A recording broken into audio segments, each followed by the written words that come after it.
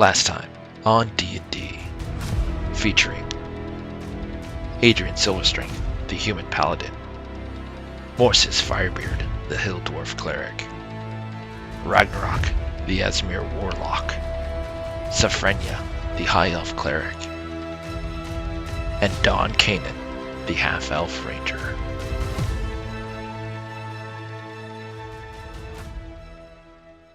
Back at the town of Spire's Edge, the party takes advantage of their free stay, for life, at the Stone's Throw Inn and Tavern, which is run by Thoris Blackoak, the dwarf who took over ownership from the elderly human Shadowlock Everspring. With the mayor, Barris Gravestone, and his daughter, Evelyn Gravestone, both rescued and recovering, the party relaxes in the tattered remains of Spire's Edge. The mayor, once recovered from his injuries, interested in learning more about the bandit's secret hideout, and how it used an ancient tongue that no one truly knew the exact origins of, he sends out for a messenger to Ridgecrest, a major city several days' journey on horseback. Sending the sample of the rune that had been found on the chest generated interest in the wizards and mages of Ridgecrest, who immediately ventured to Spire's Edge. An investigation into the hidden passage in the hill began, and it wasn't long before the wizards learned that several other hidden passages deep within the caverns yielded several ancient treasures. Employing guards from Ridgecrest, a line from the hideout to Spire's Edge of guards was created to prevent any of the brigands who had escaped from having any hope of returning or attempting to ambush the wizards as they continued to uncover more things within the hidden cavern. The party, in the meantime, cashed in on some of the treasure that they had discovered and split it among one another. Adrian paid a visit to the brothel, where his money went to the goddess he worshipped, which is Prenna, and he proceeded to enjoy the donation of coin and the time invested to his goddess's temple. Adrian also upgraded his armor, purchasing scale mail. Morsus did not donate to the Temple of Life, his goddess's temple, still in shambles after the dragon attack. Surely that won't come back to bite him like it did in the past. While Spire's Edge has no temple for Nifika, the goddess of elves and magic, for which Safrenia is a follower, she also did not donate to any of the other churches in the city itself. The gods are watching. While in Stone's Throw, Thoris Blackoak, the dwarf, approached them and explains while he's thankful that the party helped save the mayor and his daughter from the evil brigands and their nasty plot, he gently reminded them how he had asked them for their help. This was actually back in session 11. He explains, again, that he's heard news that his family, which lives a day and a half away to the southwest in Blue Ridge Mountain, that something is going on with the water supply, and that he doesn't have much more information other than that. He also explains that unfortunately he can't pay them for the job because all of his own money has essentially been donated into helping rebuild Spire's Edge, which had previously been attacked by a dragon. But his dwarven clan members may be able to pay them if they're able to help. Adrian visits Evelyn and explains that they're about to depart, and he's very thankful for the assistance she provided in helping locate the brigands as well as help fighting the brigands. The party attempts to return to the only horse vendor in Spire's Edge, but the horse vendor is upset that the party was irresponsible despite their promise to return the horses. They had lost them.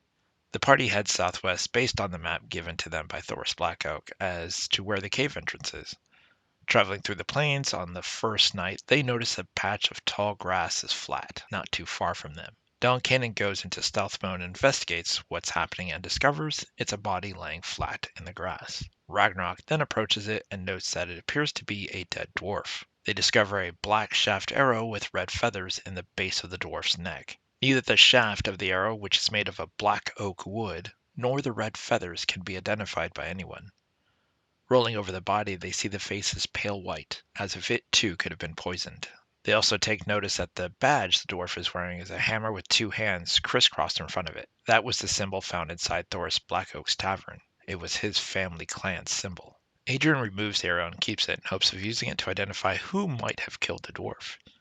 The party took a short rest and continued onward, and several hours later spotted a wagon near the base of some rocky hills. Don Kanan and Ragnarok decided to stealth along and see if there was anyone at the horseless wagon, and Ragnarok heard something shuffling through the wagon's contents, and then heard a creature whisper, "Oh, I smell flesh." That was enough for Ragnarok to assume it was a creature with ill intent, and with a single spell knocked the creature unconscious. The party quickly ran around, tied it up, using Cure Wounds spell to bring it back to health. The creature was amazed to see itself alive, and captured for that matter. The creature introduced itself as Boogle, and though the party had tried to identify the unusual creature, none of them had ever seen something like it before.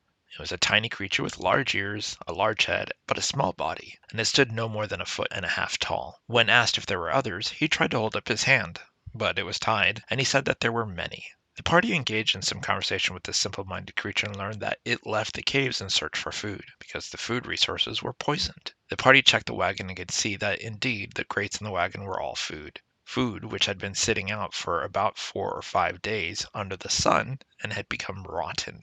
The same amount of time the party realized that the deceased dwarf they had found had been dead.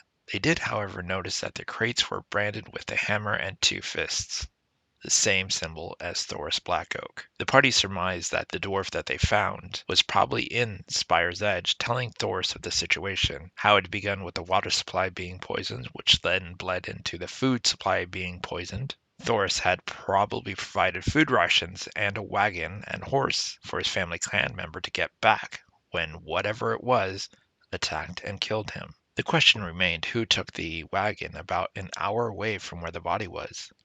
And where was the horse?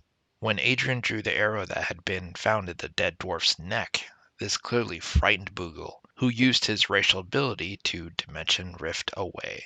With nothing useful in the wagon, the party pressed on and reached the base of Blue Ridge Mountain, deciding to camp at the base of the mountain for the night rather than risk exhaustion. Unfortunately, a pair of nearby manticores had spotted the party members long ago and launched an attack just as they began to settle for sleep. With the ability to unleash powerful quills from their tail, the manticores did not land on the ground. However, Ragnarok, Sophrenia, Morsus, and Don Canaan were all able to launch a volley of attacks. The ranger, now fed up with being the primary attack of the manticores, forgoes his accuracy and focuses on a sniper shot. His arrow manages to strike the second manticore, His arrow still managed to strike the second manicore, dealing significant damage and convincing them both, very wounded as they were, that this was no longer worth the effort, and they fled further up the mountain out of range. The party then collapsed and rested for the night, far more weary of the dangers that lurked, and realizing it had probably been the manticores who at least fed on the horse that had been pulling the dwarf's wagon. But the manticore quills were different than that of the arrow. So that still left the mystery of who murdered the dwarf.